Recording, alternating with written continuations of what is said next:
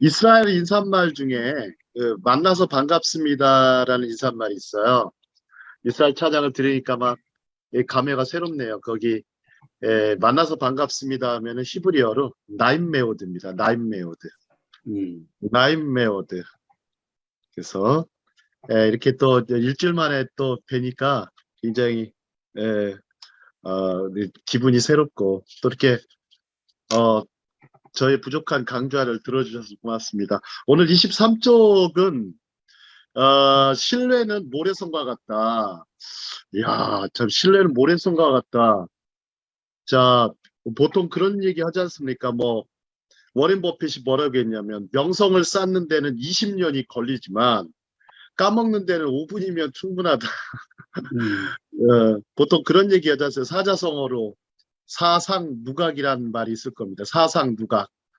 모래 위에 성을 쌓는 일을 하게 되면 금세 어느 때 그런 일이 벌어지냐면 결정적인 순간에 무너지는 경우가 많습니다. 그래서 예수님께서 어디다가 집을 지으라고 하시죠?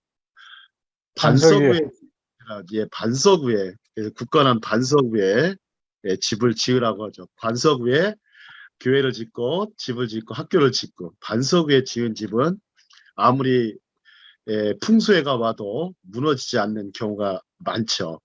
예, 그렇습니다. 우리 인생도 반석 위에 굳건한 말씀의 반석 위에 굳게 세워야 되는 거. 이거 다 당연히 아는 것 같지만 의외로 좀 우리가 이걸 자주 놓칠 때가 많습니다. 그래서 워렌 버핏이 뭐라고 그래요? 신뢰는 최고의 자산이다.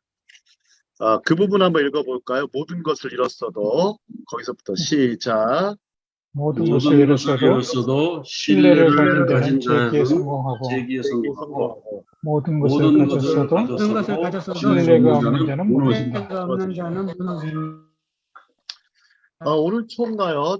저기 광주 현대산업개발 HDC 아파트가 붕괴가 됐습니다. 너무 이제 그 HDC 현대산업개발하면 우리나라 그래도 10대 안에 들어가는 큰 건설사인데 뭐 아파트 현장 한번 무너지고 나니까 그 신뢰까지 다 같이 무너져 버리는 세계적인 큰 회사입니다. 그런데 그런 걸 보면서 이렇게 별거 아닌 것 같은데 그냥 한쪽 그냥 건물이 하나 무너진 것 자체가 그냥 신뢰까지 같이 무너지게 되어서 어느 누구도 그 회사에서 회사의 공사를 누가 맡기겠어요? 건축을 할 수 있도록 맡기질 않죠. 자, 이제 우리가 보면 이제 신뢰가 이렇게 중요한 사회인데 왜 이렇게 신뢰가 중요하냐면 신뢰가 왜 중요하냐면 이 사회가 불안정해서 그래요. 불안정하고 완벽하지 않은 사회입니다. 불안정하고 완벽하지 않는 사회고 또 믿을 수가 없는 사회예요. 이 사회를 얘기할 때는. 그러니까 불안하고 또 불평불만이 가득하고 불신이 가득한 이 산불주의 시대에 저희들 살아가고 있을 때 가장 중요한 가치관은 아무래도 신뢰입니다. 신뢰입니다. 자, 페이지를 조금 많이 넘길게요. 어디까지 가시냐면 26쪽으로 가보도록 하겠습니다. 26쪽. 자, 여기 보시면 혹시 그 감정은행 계좌라는 거 들어보셨어요? 감정은행 계좌. 보통 우리가 이제 통장은 적금 통장이 있어요. 적금 통장. 적금을 사람들이 이제 붓는 것은 반드시 이자가 좀 높잖아요. 그 계좌에다가 안심하고 맡기고 안심하고 나중에는 이제 찾을 수가 있죠. 하지만 감정페이는 들어봤어요. 네, 적심통장이라고 있어요. 적심통장. 적심통장. 이게 뭐냐면 마음의 감정은행 계좌에다가 집어넣는 건데 우리가 보면은 감정은행 계좌에 잔고가 충분하면요. 다소 실수를 하더라도 별 문제가 안 돼요. 하지만 깡통 계좌가 있어요. 빈수레가 요란하듯이 빈 깡통이 요란하죠. 깡통 계좌라면 사소한 일도 결코 그냥 넘어가지 않아요. 우리가 보면 사람이 왜 머릿속에 지식을 넣어야 되죠? 우리 목사님 한번 잠깐 말씀해 주시겠어요? 빈수레가 요란하기 때문에.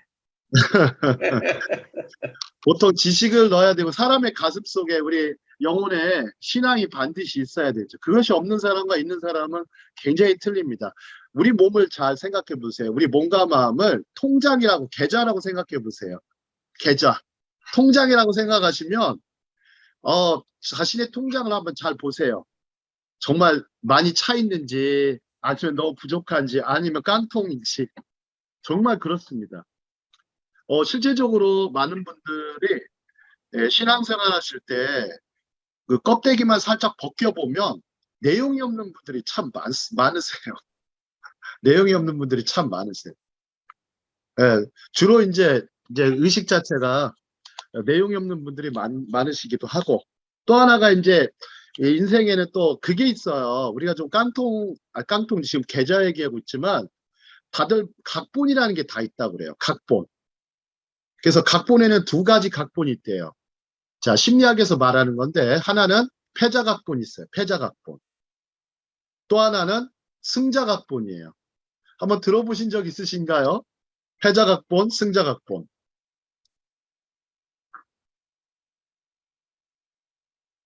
패자각본은 어떤 거냐면 말 그대로 나는 안 될 거야 라고, 나는 뭐 지금까지 뭐 제대로 된 게 없어 그러면 각본을 계속 패자각본만 써요. 패배의식에 젖어서 패자각본만 씁니다. 하지만 승자각본은 간단해요. 내가 열심히 공부했는데 이만큼 올라왔어. 그래, 앞으로 더 하면 더 잘 될 거야 라고 하는 거죠. 그만큼 승자각본을 쓰는 사람은 자기 신뢰가 강한 거예요. 패자각본 쓰시는 분들은 자기 불신이 많으신 거예요. 자기 불신.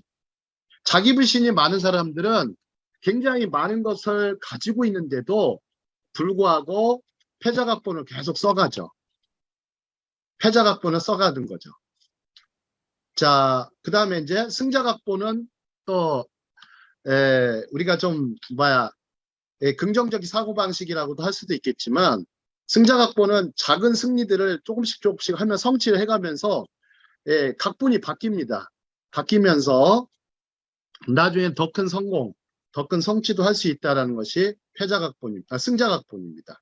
그래서 우리 마음속에 우리 자신을 통장처럼 잔고가 충분히 갖고 있었으면 좋겠습니다. 그래서 잔고를 갖고 있으면 얼마든지 문제가 되지 않습니다. 자, 여기에 해당하는 부분이 신뢰라는 잔고를 많이 갖고 계셔야 돼요. 신뢰라는 잔고를 많이 갖고 계셔야 됩니다. 자, 27쪽 보시죠. 27쪽에 보시면 깨진 유리창 법칙이라고 해서 마이클 레빈이라는 심리학자가 한 말이에요. 한번 읽어보실까요? 신뢰는 우리 유리 거울과 시작. 신뢰는 유리 거울과 같다. 한번 금이 가면 원래대로 하나가 될 수 없다.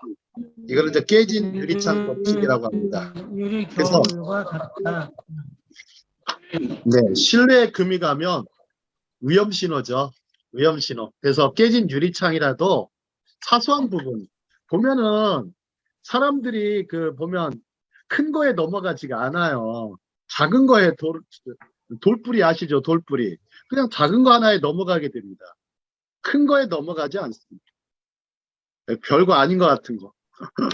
큰 거에 넘어가죠. 요즘 사람들 얼마 전에 어떤 교수님하고 저 대화를 하는데 사람들을 넘어뜨리게 하는 게 참 여러 가지가 있다고 그래요. 여러 가지가 있는데 그 중에 그 교수님께서 말씀하시는데 1위가 오히려 험담이라고 그래요. 험담, 뒷담화하고 험담이라고 그래요. 사람을 넘어가게 하거나 사람을 뭐 굉장히 무너뜨리기 쉬운 게 뒷담화를 많이 한다고 그러죠. 소위 이제 근데 이게 뒷담화를 결코 뭐 험담하는 거를 결코 뭐 나쁘게 생각을 안 한다고 해요. 사람들은 그냥 의식적이든 무의식적으로든 누군가를 그 비난하고 험담하고 맞지도 않는데 뭐 근거도 없이 하는 경우도 많죠. 그럴 때 사람들이 많이 넘어지게 한다고 그럽니다. 근데 오히려 뒷담화하기보다는 뒷담화도 좋은 뒷담화하면 좋을 것 같아요. 험담은 좋은 험담은 없죠. 하지만 좋은 말로 해주는 때는 굉장히 상대방이 들을 때 굉장히 뭐 다르죠. 아니면 억지로 아니면 팩트에 기초해서 얘기하는 것도 중요하지만 실제적으로는 팩트도 조심하셔야 돼요. 팩트도 조심하셔야 돼요. 맞는지 틀리는지도 모르면서 남을 이제 넘어뜨리는 말들이 참 많습니다. 그래서 금방 신뢰가 금해가는 경우가 또 많죠. 자, 그래서 한번 보시죠. 자, 다음 장에 보시면 28쪽으로 가보도록 하겠습니다. 28쪽에 가보시면 자, 부도 인생과 부자 인생이 있어요. 아까 이제 신뢰에 대해서 얘기했는데 자, 부도 인생은 말 그대로 패자각본을 많이 쓰는 사람이에요. 자, 부자 인생은 또 승자각본을 많이 쓰시는 분들이에요. 승자각본. 자, 부도 인생들 참 누가 한번 읽어보실까요? 우리 임창남 선교사님 읽어보시겠어요? 부도 인생. 오늘 할 일을 반드시 내일로 미룬다. 사람에 대한 신뢰 지수가 제로이다. 나만 옳다는 독선과 그릇된 편견에 사로잡혀 있다. 예, 뭐 이거 뭐 당연한 것 같고요. 자, 부자 인생도 한번 읽어주시겠어요? 한번 결심하면 즉시 실행에 옮긴다. 실행에 옮긴다. 어떤 경우에도 사람에 대한 믿음을 잃지 않는다. 다른 사람의 의견을 폭넓게 수용한다. 자, 이거 한번 보시죠. 부자 인생들, 부도 폭넓게 인생. 수용한다. 예. 사람마다 이게 달력이 있다고 그래요. 자기 달력이 있대요. 그래서 악마의 달력에는 tomorrow라는 단어를 쓴대요. 오늘 할 일 내일로 미루지 뭐. 내일 할 일을 모레로 하고 모레 할 일을 아예 안 하죠. 근데 이제 천사의 달력에는 just now, 지금이라는 게 쓰여 있다고 그래요. 그래서 인생 부도의 확실한 지름길은 게으름이며 정리하고 일순이다 이렇게 표현해놨죠. 그래서 부도 인생. 근데 우리가 좀 마음속에 적심 통장을 많이 좀 충분히 채우시고 살아야 될 것 같아요. 적심. 마음에 정말 그 다짐을 하고 이렇게 부자 인생으로 살기로 다짐하고 나가는 사람하고 그냥 의외로 그냥 부도 인생으로 계속 가는 사람들도 많습니다. 자, 그러면 우리가 이제 신뢰에 대해서는 계속 얘기하는데 약간 좀 추상적인 부분들이 많아서 되도록이면 이제 제 강좌가 신뢰에 대한 얘기이기 때문에 강좌가 조금 이제 유대인들 혹은 이스라엘 쪽에 이들의 어떤 탈무드 혹은 성서에 나와 있는 신뢰에 대한 부분이기 때문에 되도록이면 페이지를 많이 좀 넘어가도록 하겠습니다. 어디까지 넘어가냐면 43쪽까지 가보도록 하겠습니다. 43쪽. 43쪽. 자, 43쪽입니다. 제목이 이제 무신분립입니다. 무신분립. 즉 신뢰가 없으면 서지 않는다. 무신분립. 자, 논어 안연편에 나오는 신뢰의 중요성이에요. 한번 아까 누가 낭낭한 목소리 갖고 계신 분 계시던데.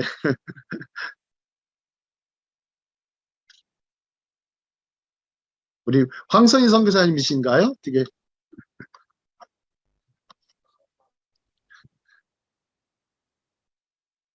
아니면 지금 새로 오셨죠? 우리 강진숙 선교사님이신가요? 예. 논어 안연편. 제가 예. 정말 교재가 없어요. 43쪽 여기 보면 화면에 보시면 글씨 읽을 수 있어요. 예, 제자 자공이. 네, 제자 자공이 정치에 대해 묻자 공자는 식량을 풍족하게 하고 족식, 군대를 충분히 하고 족병, 백성의 믿음을 얻는 일, 민신이라고 대답하였다. 자공이 어쩔 수 없이 한 가지를 포기해야 한다면 무엇을 먼저 해야 합니까? 하고 묻자 공자는 군대를 포기해야 한다고 답했다. 자공이 다시 나머지 두 가지 가운데 또 하나를 포기해야 한다면 무엇을 포기해야 하는지 묻자 공자는 식량을 포기해야 한다며 예로부터 사람은 다 죽음을 피할 수 없지만 백성의 믿음, 신의가 없이는 나라가 서지 못한다라고 대답하였다. 보면은 참 이 좀 공자는 일단 유교는 이제 철학이기 때문에 저희가 뭐 굳이 뭐 이렇게 유교까지 이렇게 공부해야 되냐 이런 건 아니고 이제 이 공자의 말 중에 원래 신뢰의 참 중요성이 있죠. 우리가 보면 족병, 군사력을 충분히 하면 나라가 부강해지고 막 다른 나라의 외세의 침입을 막고 그럴 것 같거든요. 상식적으로.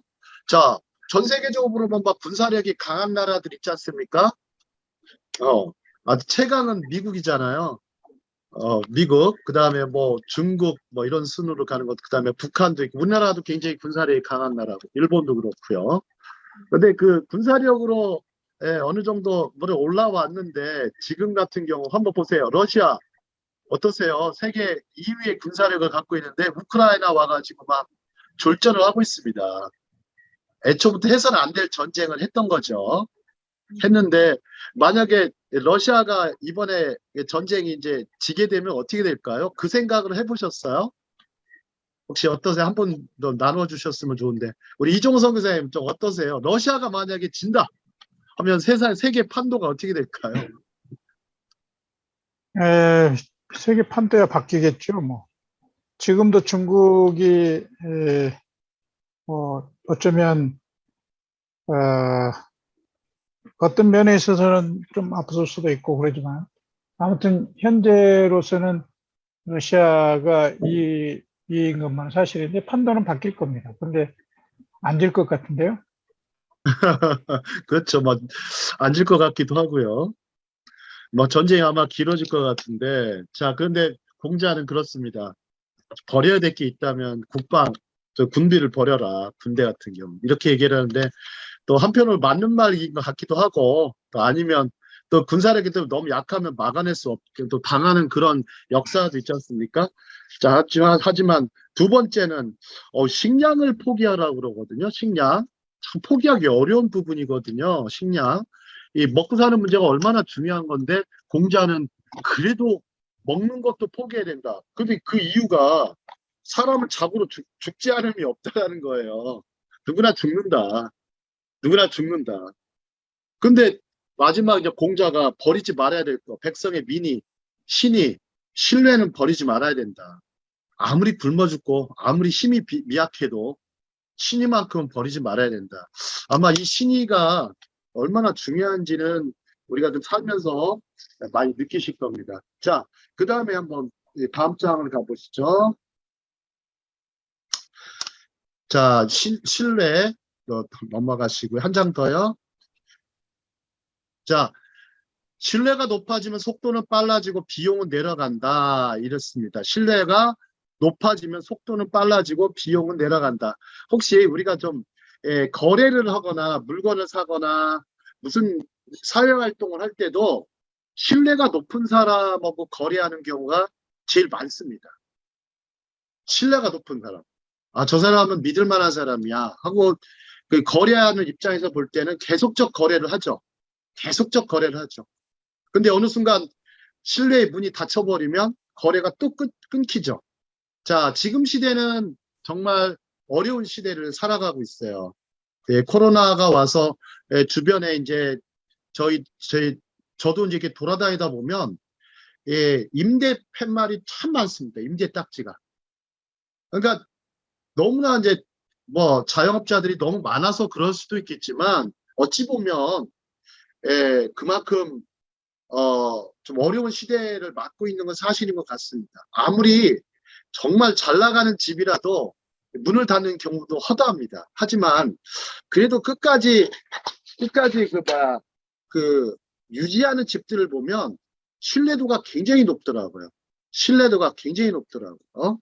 자, 하지만 이제 이거를 신뢰도를 실용화한 민족이 유대인들이에요. 자, 유대인들이에요.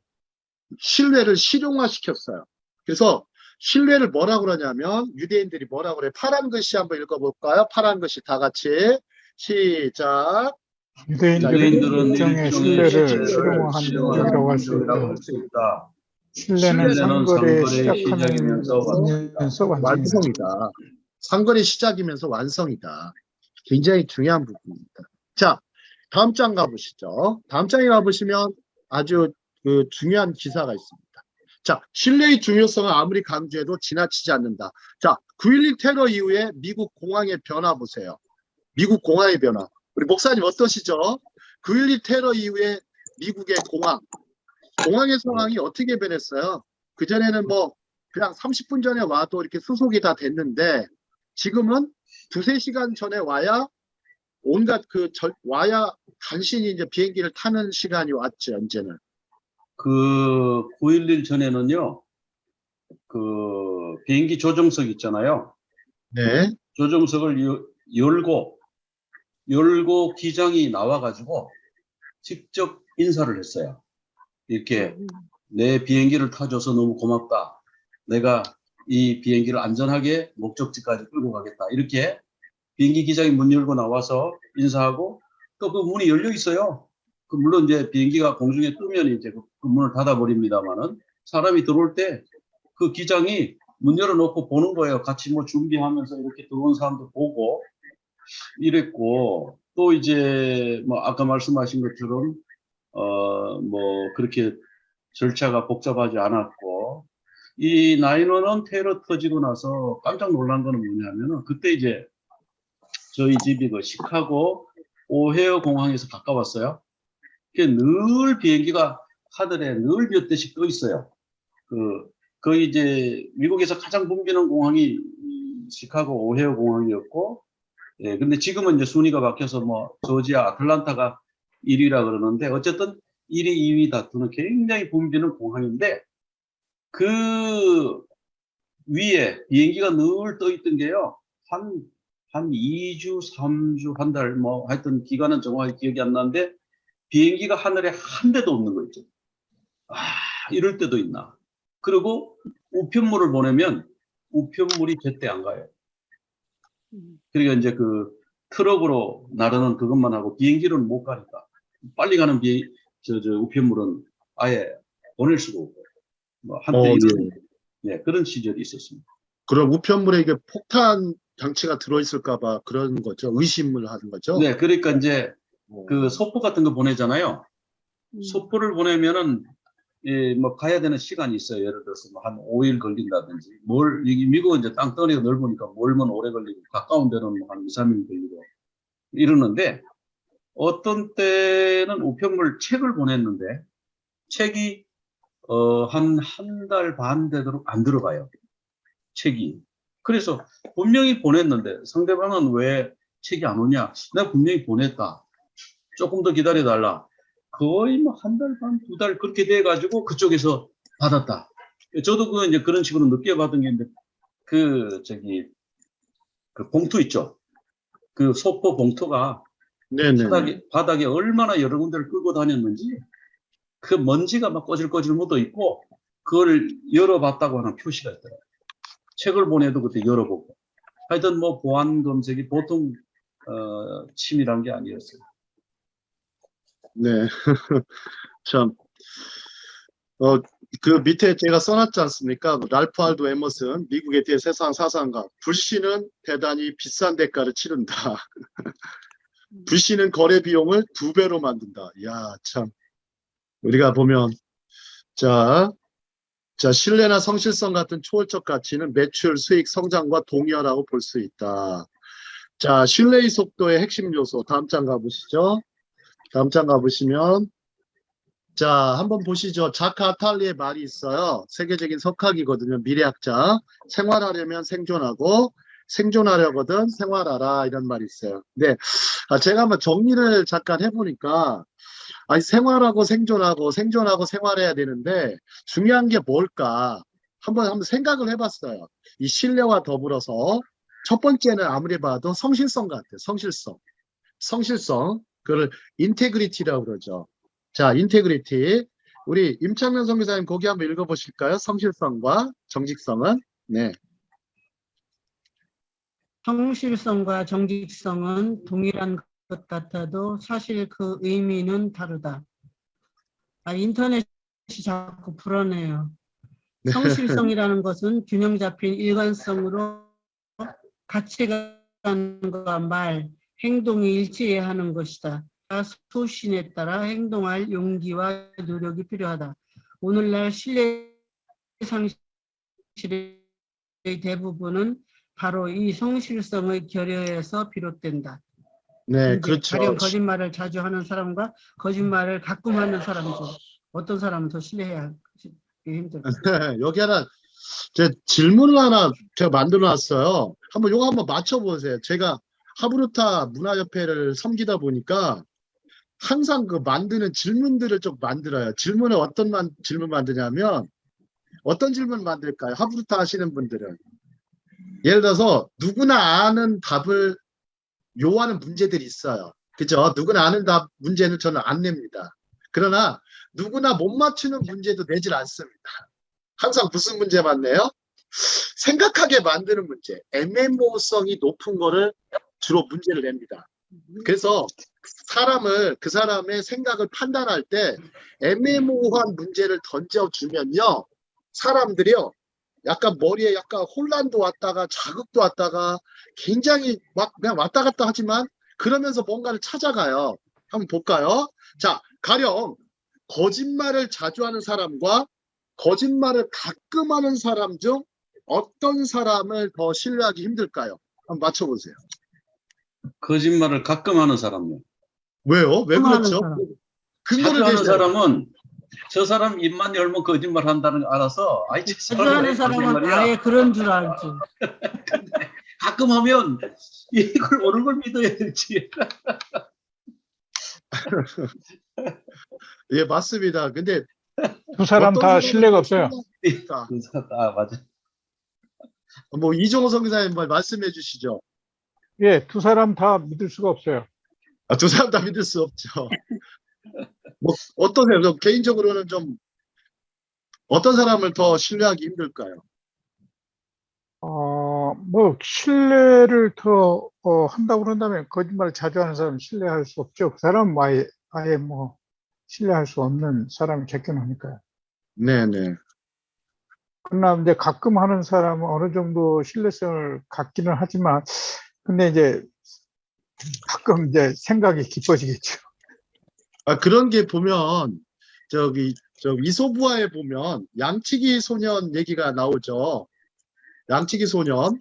네. 그 양치기 소년이 그 거짓말로 인해서 잃어버린 신뢰도 컸지만 또 제가 이제 며칠 전에 이제 강의를 할 때 양치기 소년 강의를 좀 했어요. 이 거짓말이 나쁘다라고만 생각하는 사람도 있지만 장난삼아 하는 사람도 있거든요. 그러니까 예를 들어서 이 검은 마음, 흑심을 품고 막 사악한 마음을 품고 하는 거짓말이 있고 그냥 장난삼아 재미삼아 하는 사람이 있고 그냥 거짓말을 하나 했는데 그걸 막고 싶어가지고 몇 개의 거짓말을 더 하는 경우도 있죠.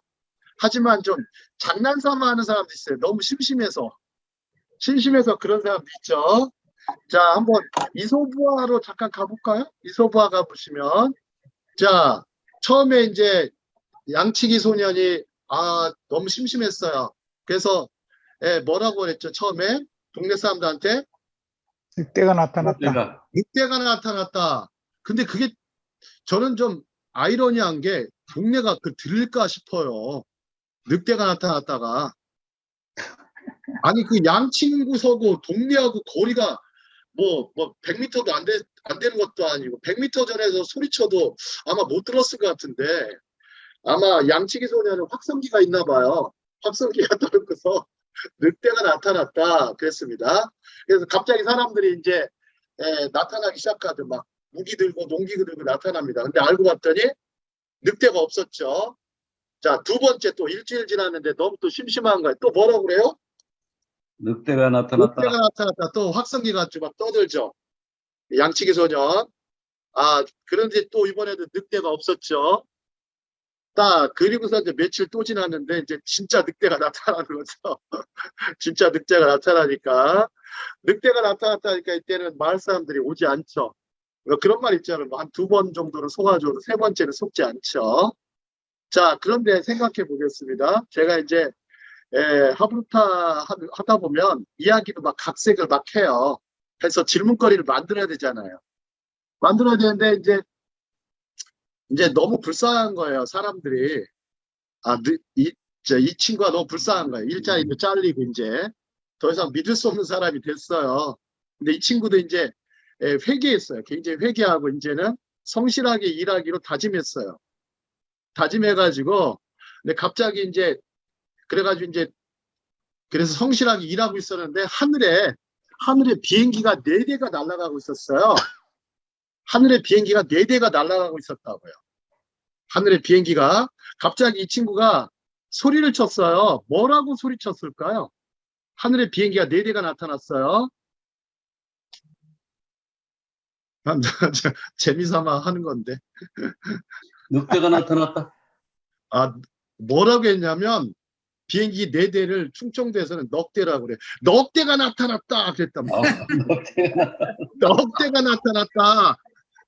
그래가지고 이제 마을 사람들이 이제 그래도 그때도 이제 그때는 이제 이 친구가 진짜 믿을 만한 사람이구나 해서 또 왔는데 어떻게 됐어요? 늑대가 없잖아요. 근데 발음을 잘못해가지고 그냥 또 잘렸죠. 예, 이게 말 잘하셔야 돼요. 항상 거짓말도 장난삼아 하시면 신뢰를 크게 잃어버릴 수 있다라는 거를 제가 강조하고 싶은 겁니다. 그러니까 남을 해악을 안 미치는 선의의 거짓말도 있지 않습니까? 하지만 중간에 또 장난삼아 하는 거 이것도 좋지는 않습니다. 자, 하여튼 신뢰를 잃어버리는 것은 결국 좋지 않다라는 것. 자, 2번째로 가보시죠. 자, 2번째로 가보시면 이제 의도입니다. 의도. 제가 설명 의도. 자, 의도를 파악해야 한다. 우리 자, 의도, 신뢰를 얻기 위해서는 그 의도를 파악해야 한다. 한번 이 부분 누가 한번 읽어보시겠어요? 우리 이선미 라삐님 한번 읽어보시겠어요? 네, 알겠습니다. 신뢰를 얻기 위해서는 그 의도를 파악해야 한다. 의도는 드러나지 않지만 그 결과로 나타나는 행동에 직접적인 영향을 미친다. 동기가 솔직하고 상호 이익에 기반을 두고 있을 때, 즉 자신은 물론 다른 사람들을 진정으로 섬기고 보살필 때 신뢰는 크게 형성된다.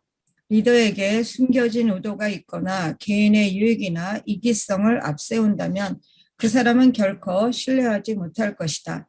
리더의 자리는 희생을 요구한다. 자신이 섬기는 사람이 누구인지 알고 진심으로 자신과 다른 사람의 이익을 추구하지 않는다면 신뢰를 얻기 힘들다. 이를 위해서는 조직의 피라미드를 거꾸로 뒤집어 사고할 필요가 있다.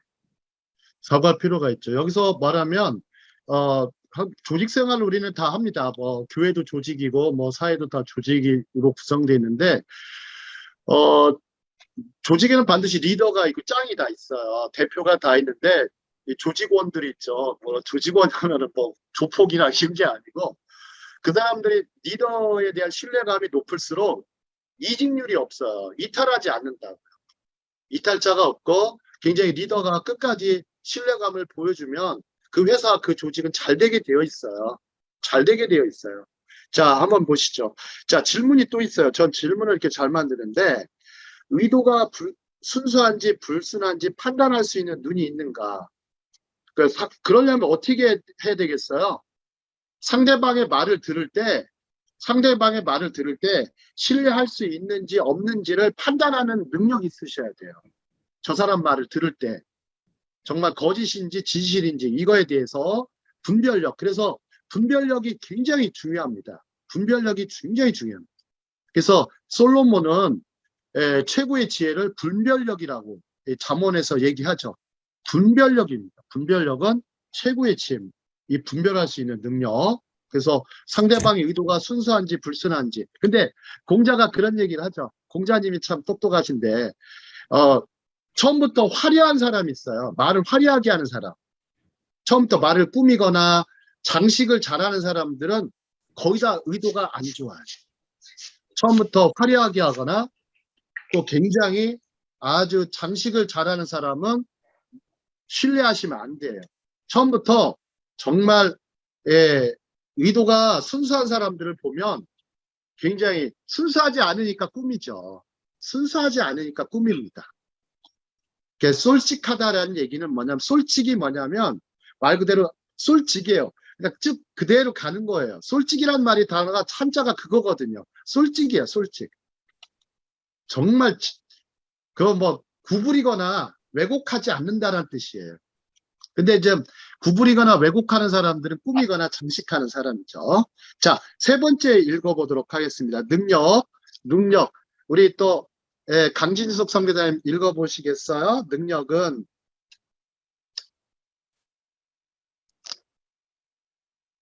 자, 음소거 해주시고요. 그리고 어디로 가야 되죠? 49쪽이요. 49쪽. 네네. 제가 화면이 어디로 가야 되나 모르겠네요. 네, 49쪽. 예, 보이시죠? 잠깐만요. 제가 잘 컴퓨터를 예, 보입니다. 능력은 재능 소리 나가요? 네네. 네, 능력은 재능, 태도, 기술, 지식, 스타일 등으로 사람의 신뢰를 고취시킨다. 이러한 능력은 신뢰의 핵심 요소로서 성과를 이루기 위해 사용되는 수단들이다.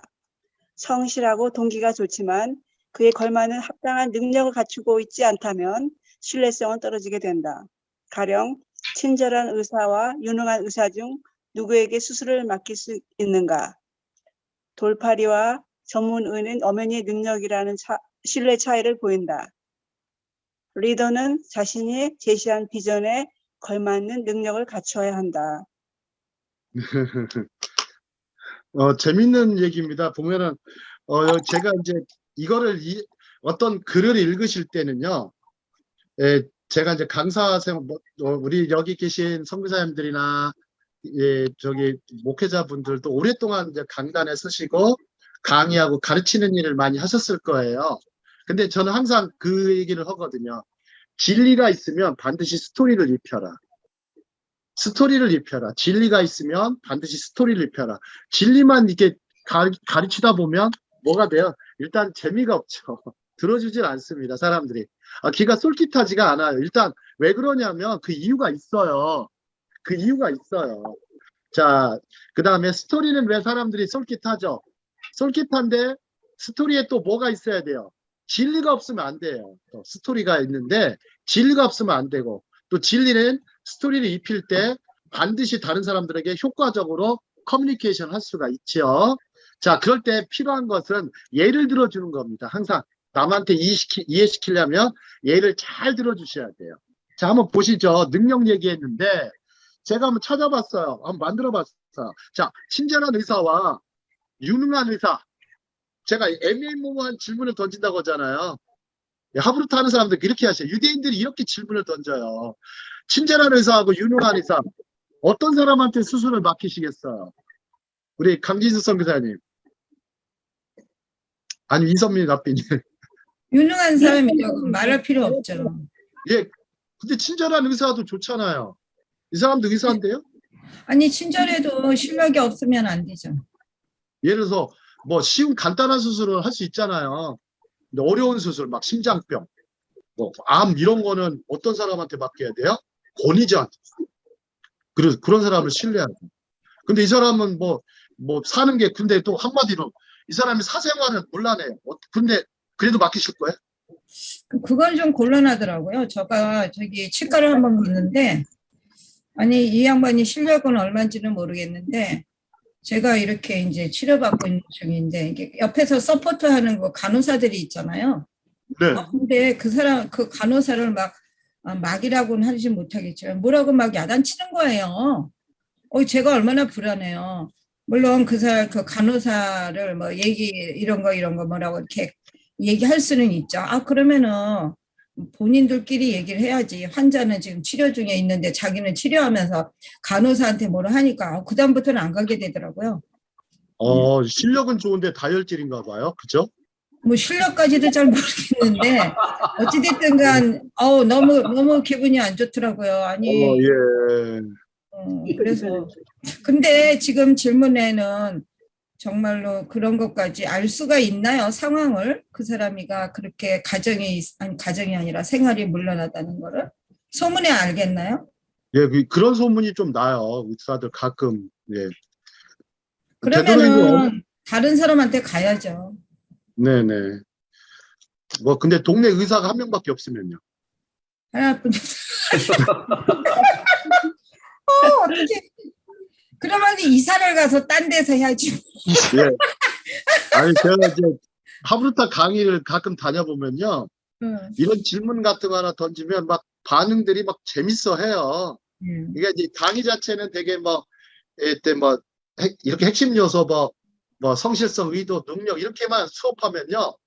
이분들이 그냥 뭐 눈만 뜨고 있지 조시는 분들도 계시고 그런데 그냥 바꿔버려요. 질문을 바꿔버리면 막 재밌거든요. 예. 자, 맞출 수 있는 질문과를 던지지 않고 총장이 맞히기가 참 어려운 질문. 근데 또 답변하잖아요. 그럼 전 또 다른 질문을 던져요. 그러면 또 그러면서 자, 한번 생각해 보시죠. 살면서 우리 각자가 갖춰야 될 중요한 능력은 무엇일까? 혹시 선교사로서 갖춰야 될 최고의 능력은 무엇일까요? 선교사로서 갖춰야 될 능력? 네. 우리 이종호 선교사님 오랫동안 선교 사역을 하셨는데 어떤 능력이 제일 중요한 것 같으세요? 예, 선교사들의 가장 큰 힘은 신뢰입니다. 그러시죠. 예, 선교사들의 약속에 대한 그것을 저분은 약속을 하면 어떤 식으로든지 그 약속을 지키신다. 말에 책임을 진다 이런 말씀이시겠네요. 예. 그래서 그 신뢰성에 가장 큰 힘이 들어간 것 같고요. 선교사들이 갖고 있는 능력 중에는 물론 성령의 역사심으로 그들의 무슨 어떤 병을 고쳐주고 하는 것도 가장 중요하겠지만 실질적으로 하나님의 말씀을 가르치고 하는 데 있어서는 신뢰성이 가장 중요한 것 같습니다. 네네. 뭐 그런 게 있어요. 지금 강좌가 신뢰 강좌다 보니까 이상하게 제가 이제 질문을 던지잖아요. 그러면 이상하게 또 신뢰를 또 고르세요.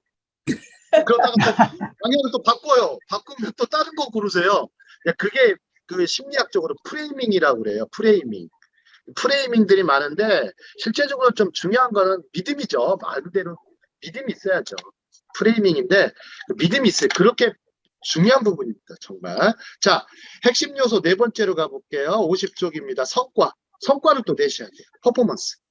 오늘 되게 중요한 부분이에요. 성실성, 의도, 그 다음에 또 세 번째 뭐가 있죠? 그 다음에 능력, 네 번째 성과입니다. 자, 성과. 자, 성과라는 건데, 자, 한번 보시죠. 예, 우리 또 이선미 라피님 읽어주시겠어요? 성과는 목표한 것을 이루는 것을 의미한다. 이는 실적일 수도 있고 올바른 일은 성취하는 것일 수도 있다. 기대하는 목표를 달성하지 못한다면 신뢰성은 떨어지는 반면 목표를 달성하면 긍정적인 평판을 얻게 된다. 평판은 우리를 앞서간다. 어떻게 하면 좋은 성과와 평판을 동시에 얻을 수 있을까? 가장 중요한 것은 실현 가능성이다. 대부분의 리더가 실패하는 영역이 바로 이 부분이다. 이를 위해서는 정직할 필요가 있다. 성과와 명성은 리더가 이루어내는 성공이다. 작지만 강한 성공의 경험은 발전의 소중한 토대가 된다. 리더는 반드시 실현 가능성이 높은 목표를 세우고 그것을 같이 이루어감으로써 다른 사람들에게 신뢰감을 심어주어야 한다. 위대한 비전을 품어라. 하지만 실현 가능성한 목표를 세움으로 가시적인 열매를 제시할 수 있어야 한다. 아멘. 자, 보시죠. 보통 이제 많은 사람들이 이제 리더가 되면 이제 제일 많이 하는 일 중에 하나가 자기를 포장하는 일을 참 많이 하세요. 자, 나는 뭐 사람들 만나면 뭐부터 해? 사람들 명함 주면서 뭐 하죠? 포지션을 정합니다. 포지션을 정하죠. 그래서 포지션을 정하죠. 나는 누구야 하면서 정체성은 숨겨요. 정체성은 많이 숨기고 포지션을 정하죠. 근데 이런 건 멋있는 것 같아요. 나는 선교사다. 너무 좋은 포지션이세요. 난 선교사다. 나는 선교사다. 뭐 이런 건 굉장히 좋은 포지션입니다. 근데 나는 사람들 이제 포지션을 정하고 자신의 이제 정체성을 잘 숨기는 경우가 많은데 그러다 보니까 정체성을 숨기다 보니까 허상을 심어주는 일이 너무 많아요. 허상. 실상보다 허상을 심어주는 일이 많죠. 신뢰 형성에 도움을 주지 못하죠. 그래서 혹시 보세요. 히브리서 11장 1절에 뭐라고 나와요? 믿음은 없이는 바라는 바라는 것들에 그대 실상이요. 실상이요. 보지 못한 그릇들의 보지 증거다. 못하는 것들의 증거니 그러잖아요. 야, 믿음도 뭐냐면 실상이에요. 실상. 허상을 보여주는 게 아니에요. 당신이 믿는 증거를 대라 그러면 되게 어렵잖아요. 아니, 당신이 뭐 믿음이 있다고 그러는데, 아니, 믿는 증거를 보여줘라. 증거는 많죠. 증거는 많죠.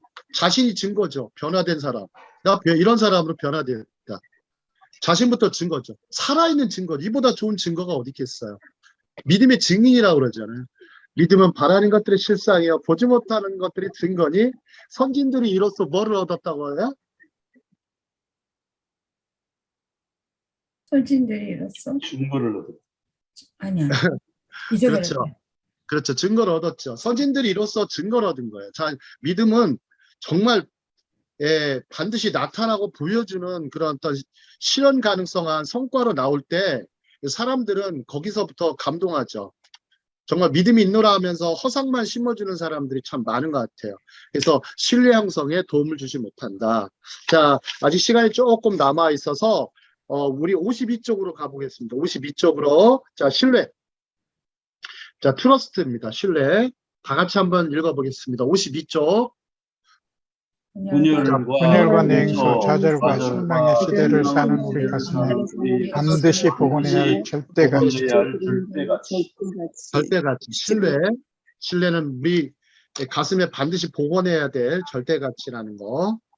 자, 다음 장을 한번 보도록 하겠습니다. 정직한 사회 이스라엘.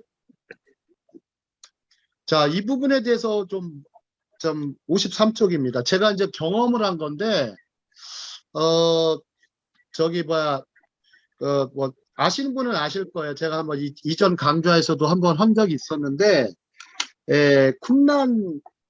쿰란이라는 동굴이 있어요. 동굴이 있는데 아시는 분들, 이제 그쪽에 이제 목사님 가정이 방문을 했어요. 그래서 제가 이제 가이드 해준다고 예루살렘을 지나서 여리고 제리코 갔다가 쿰란에 들려서 그 다음에 마사다로 해서 여행 일정을 가는 것이었는데 제가 이제 날씨가 너무 더워가지고 결혼식에 예물시계를 그냥 화장실에다 놓고 나왔어요. 풀어놓고 나와가지고 이제 마사다를 딱 갔는데 이미 이제 시간은 2시간이 다 지났죠.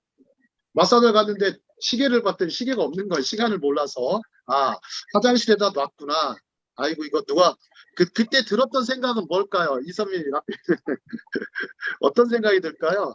그때는 누가 가도 없을 거다 이렇게 생각할 것 같아요.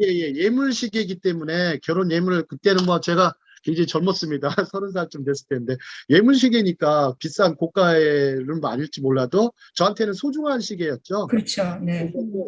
막상 이제 딱 갔어요. 2시간이 지났는데 막상 한 2시간 반쯤 지나서 다시 쿰란 화장실로 갔어요. 근데 쿰란에는 세계에서 어마어마한 사람들이 오거든요. 오는데 그 시계가 그대로 있는 거예요. 그때 느꼈던 감정은 왜 시계를 가져가지 않았을까? 그때는 화장실에는 CCTV가 없어요. 유대인들의 밖에는 CCTV가 많을지 몰라도 화장실에는 CCTV가 없다고요. 한국도 그렇잖아요. 한국도 화장실에 CCTV 두지 않죠. 몰래카메라가 없어요. 근데 없는데 그때도 안 가져간 걸 보면서 야, 정직한 사회구나. 그럼 또 한편으로 한국 사회는 어떨까? 한국 사회 어떨까? 자, 근데 이 사람들이 이제 유대인들은 반드시 어떤 제가 얘기하지 않습니까? 키룰에 따라 산다. 키룰이 있잖아요. 키룰. 삶에서 키룰. 뭐죠? 십계명. 키룰. 핵심되는 룰. 핵심적인 어떤 이 정직. 가치관뿐만 아니라 그것이 체화가 되어 있어요. 하도 암송해 버리니까. 그래서 남의 물건을 도둑질하지 마라. 도둑질하지 마라. 예. 그래서 그런데요, 쿰람에 가셨으면 거기에 이스라엘 사람만 있는 게 아니라 세계에서 많은 사람이 왔을 텐데요. 네네. 아닌가요? 그렇죠. 관광객들도 오고 화장실은 수시로 이용하죠. 그러니까요.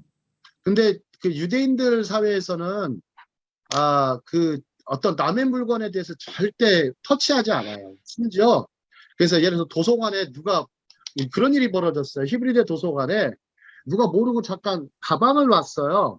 가방. 근데 가방에 폭탄이 들어있을 수도 있잖아요. 가방 폭탄.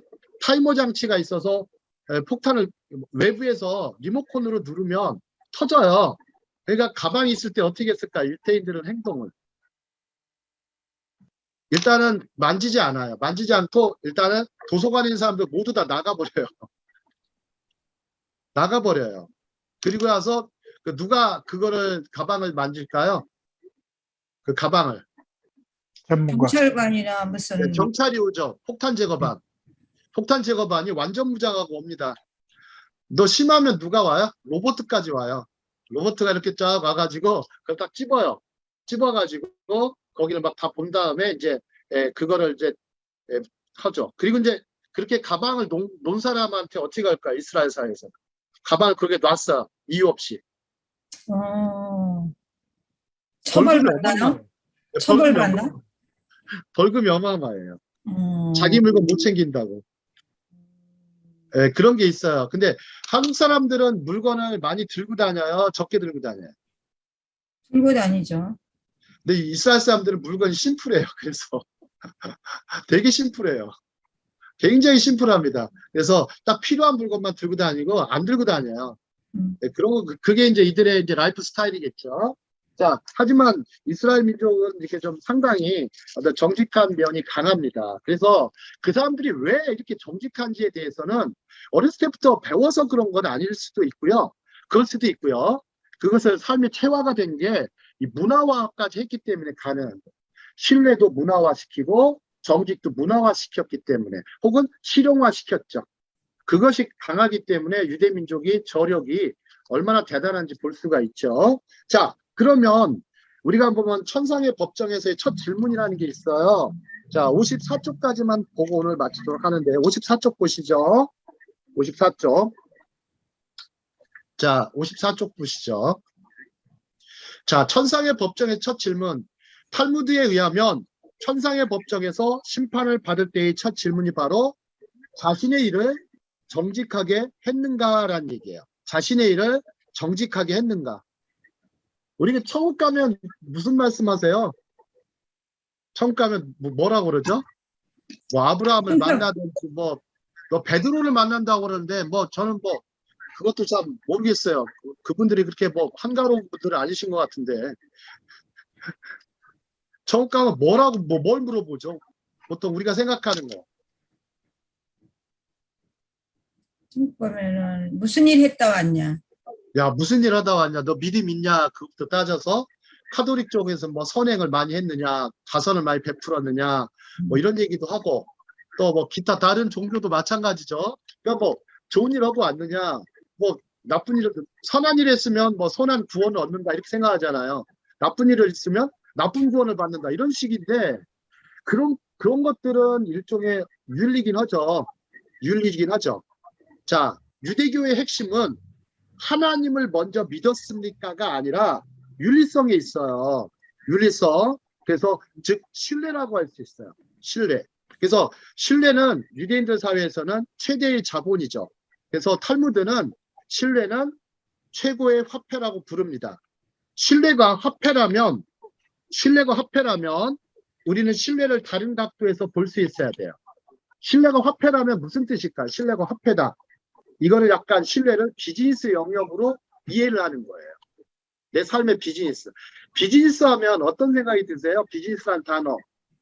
우리 이선민 앞에는 어떠세요? 비즈니스란 단어를 들을 때 느끼시는 감정. 느낌. 비즈니스 하면은 돈을 버는 거? 네, 그렇게만 생각하잖아요. 네. 근데 우리 삶에, 근데 유대인들은 안 그래요. 우리 삶의 대부분을 다 비즈니스로 봐요. 내 삶은 다 비즈니스다. 그래서 나를 보통 사람들 어려서부터 비즈니스맨이라는 개념을 갖고 살아요. 계속 비즈니스맨이다.